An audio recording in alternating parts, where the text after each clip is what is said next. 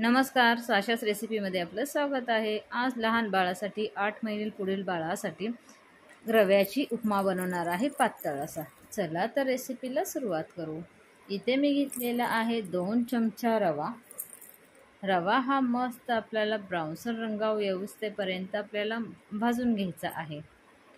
चांगला भाजून याला मस्त घ्यायचा आहे। भाजून घेतल्यावर ह्याला एकदम मस्त आणि छान अशी ही टेस्ट येते।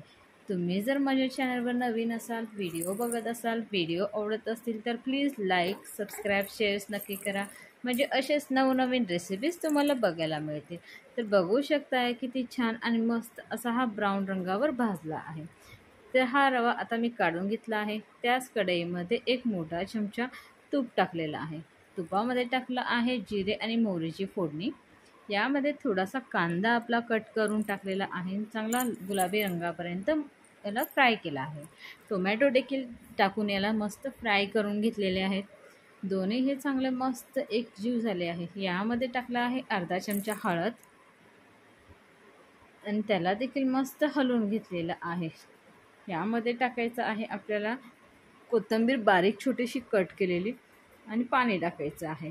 तर मीठ हे कमी एकदम थोडंसंच टाकायचं आहे, की बाळाला 1 वर्षाच्या आतील बाळाला जास्त मीठ देऊ शकत नाही आपण, तर यासाठी। तर आता ही पाण्याला उकळी आली की यामध्ये आपल्याला टाकायचं आहे भाजलेला रवा।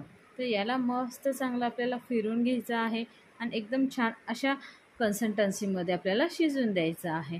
तर रेसिपी आवडली असेल तर लाईक, सबस्क्राईब, शेअर्स करायला विसरू नका, म्हणजे अशाच नवनवीन रेसिपीज बघायला मिळते।